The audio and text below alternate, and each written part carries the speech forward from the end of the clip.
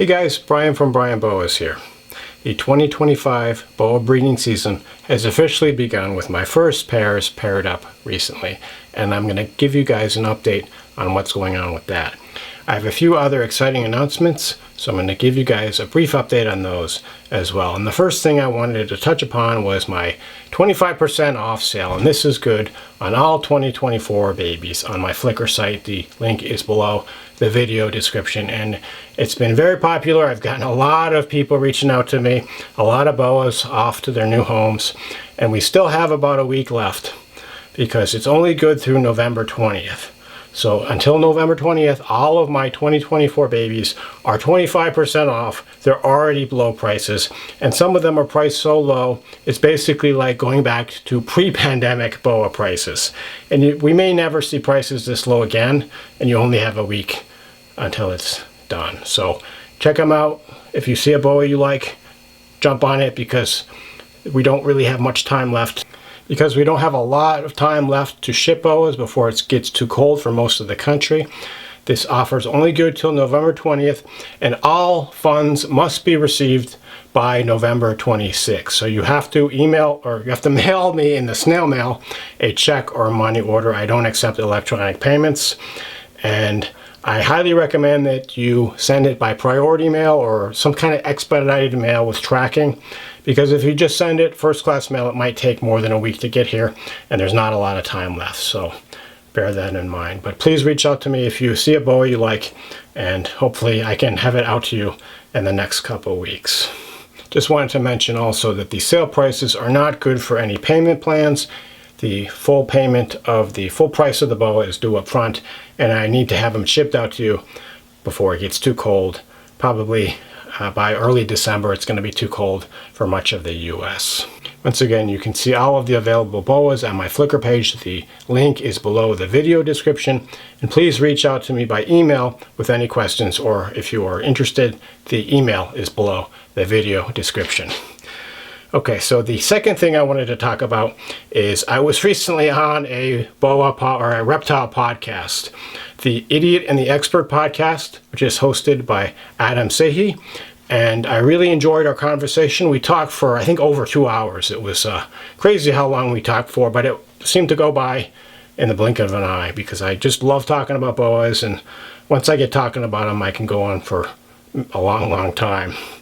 And we talked about lots of different aspects of Boa breeding, how I got into Boas, where the Boa and the reptile hobby is headed, and then a lot of information also about Boa husbandry.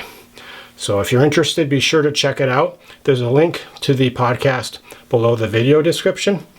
And while I'm at it, I would say that I also highly recommend Adam's podcast, The Idiot and the Expert. And there's really no idiots. He's an expert. We're all experts in our own way. But a lot of good information is being exchanged on his podcast. He posts interviews with different breeders and different reptile keepers about twice a week or so. And what's impressed me is he talks to lots of different people that do things in completely different ways and lots of new ideas. I've been listening to some of the podcasts and just been really impressed by the diversity of information that I hear. So I would recommend that you check out some of the interviews he's got. He's got interviews with other respected Boa breeders, as well as people keeping pythons and lots of other different types of reptiles. And I've been actually listening to them on my way to work, because I have like a hour commute or so when I have to go into the office. And it's great to put on the podcast and just sit back, listen to the discussion. And I'm learning a lot of stuff about different aspects of reptile keeping that you can't really get in any other way. So that's the Idiot and the Expert podcast, and a link is below the video description. So go check out my interview, check out the interviews with the other people, and please like and subscribe to his channel, and hopefully it will continue to grow in the future. Okay, so last thing I wanted to talk about is my Boa breeding, and amazing as it is, it's already the start of pairing for the 2025 Boa breeding trials, Boa breeding season, whatever you want to call it. It's amazing how fast time goes by when you're breeding Boas. You pair them up, the babies are born, and then it's time to pair them up again. It's kind of the thing that really keeps me going throughout the year. And it's really something that I never get a break from. There's always something going on with breeding Boas. And so this year, I started my cycling just a few days ago. Basically, I dropped the temperature at night by about 5 degrees, just for some of my Boas, not all of them. And basically, I drop it for most of my locality Boas. I don't drop it for the Morph Boas. And I don't drop it if the Boa has had any kind of issues like respiratory infections in the past from having the temperatures dropped. So it works out to be most of my locality Boas do have the temperatures dropped, but only about 10 degrees total just at night. So right now I have dropped the hot spot at night from about 90. It goes down to about 85 now. And it's going to go down to about probably 78 or so. So about 12 degrees. It doesn't have to be exact. Just a small drop. I can keep the drop up for about 2 months from 8 o'clock at night until 8 o'clock in the morning. And then in the day I have the regular temperatures. So the hot spot is about 90. The cool side's about 75 to 80. And that's sufficient to induce breeding. And as I mentioned, you don't even need to do this for a lot of Boas.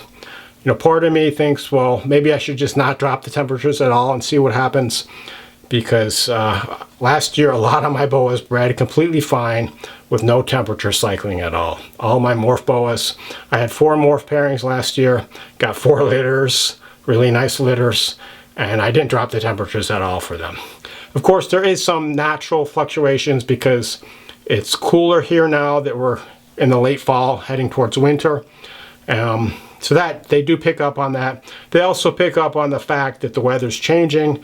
Finally, the rainy season is coming to California after 6 or 7 months of no rain. The rains are finally here. So it's always a great time of year when the dry season ends in California. And so the incoming storms and the incoming rain do have an effect on Boa breeding. And there's a lot of anecdotal evidence that when storms are coming through and when the barometric pressure drops, Boas like to pair up. And I have paired up so far about 8 or 9 pairs. Basically, I paired up most of my Boa Imperator types of Boas, localities, and morphs. I haven't paired up my red tail, my true red tails yet. I'll probably get to them in the next week or two. But interestingly, I'm already seeing signs. Sometimes you put the male and the female together and you see courtship in just a few minutes. And I have noticed that with several of my Boas I paired up. In the previous video, I said a little bit about some of the Boas I'm going to be pairing up. I'm not going to go into depth about that here. But what's exciting this year is I'm pairing up a couple pairs of Colombian Boas. And as you may know, if you follow the channel, Colombian Boas are one of my favorite types of locality Boas. This is actually a Coups Pastel Colombian that was born here in 2022, so nice sub-adult female. And I've got Coups Pastel Colombians paired up right now, so fingers crossed on the Coups Pastel. I also have some Branchia Colombians paired up. My first time trying to breed my Branchias. These guys are now 5 years old, and my male and female are paired up, so fingers crossed on some beautiful Branchia Colombia Boas. And so, in addition to the 2 Colombian pairings, I've got several dwarf Boas, including Qualquí and Tarahumara paired up. I've got some Honduran Firebellies paired up. And I've got fewer morphs this year. I do have at least one morph that I have paired up right now. It's a VPIT positive Junglo crossed with a VPIT positive male. So hopefully some nice VPIT positive Junglo combos, or Junglo combos. But fewer morph pairings than last year. And in general, this year I'm going to have quite a bit fewer pairings than last year. Last year was just crazy. I had so many pairings. And I was, just everything lined up. I had a lot of Boas that were ready to breed and in good shape. So they were paired up. This year, I have a lot of Boas that are taking the year off because I don't breed Boas 2 years in a row. They have to recover. Other than the males can breed 2 years in a row, but the females, you definitely want to give them that year off to recover because it's a lot of energy they have to put into producing those babies. And so I don't have as many pairings. I still have quite a few nice pairings. And as I said, I have the Colombians this year that I didn't have last year that I'm quite excited about. I still have quite a few red tails, and they'll be paired up in the next few weeks, including Surinams, Peruvians, and Venezuelans. So in 2024, although I had a really great year overall, the only type of red tail I produced was the Suriname. So I'm really hopeful this year I'll get either the Peruvians or the Venezuelans, or hopefully both of them, in addition to the Surinams. But we'll just have to see. Sometimes a lot of these things are just out of your control. But anyway, so far so good. I have my Boas paired up. Early signs look good. We'll pair up the rest of the Boas in the next few weeks and see what happens. But they'll be paired up without any feeding for about 2 months until mid-January or so. At that point, I'm going to reverse the temperature drop so that it goes back to the normal temperature at night. I'm going to separate out my breeding pairs, and I'm going to offer them food. And then a week later, I'm going to put them back together, keep them together for about a month, and then repeat the process. And usually by early spring, I start to see a lot of gravid females. So we'll have to see what happens this year. So while we're talking about cycling, I just wanted to answer a question I've been getting a lot lately, and that's whether I cycle my animals that aren't going to be breeding. And most of them, the answer is yes. In fact, other than the babies, Boas that are less than a year old, typically I cycle all of my animals over the winter. And that means I stop feeding them for a period of time, and in some cases drop the temperatures at night. And so for my sub-adults, any animal that's between 1.5 years to 4 years old or so, I will also stop the feeding, but it's usually not as long as for my breeding adults. Usually I'll withhold food for about 1.5 months or so. So basically just skipping 2 meals, which isn't all that much. But I think it's a good idea to get them used to the cycling even before they're nearly the age to breed. Another thing is about for animals that aren't going to be breeding, but they're adults. And so I cycle them as well. I don't feed them and drop the temperatures for the same duration as for my breeding adults. And people have been asking about if they have a pet boa, should they be cycling? And so the answer is you don't need to cycle pet boas. You can keep them on a regular feeding schedule year-round, regular temperature schedule. However, it's often a good idea to keep their weight down because boas tend to get a little pudgy during the year and they're a little chunky looking. So to skip a few meals, go without food for about 2 months or so is usually a good idea for most boas because it gets them a little bit leaner, and you really want your boa to have a nice lean muscular appearance like this Coupe's Pastel Colombian. And so I would say that if your boa is underweight, you don't want to withhold the food, but for a normal weight boa, it's never a bad idea to do that cycling. Just don't feed them for 1.5 months to 2 months or so. It doesn't have to be exact. You don't need to drop the temperatures, especially for morph boas. As I told you, I don't drop the temperatures for my morph boas and they breed just fine. But it's always a good idea to give them that 1.5 to 2 months off from feeding.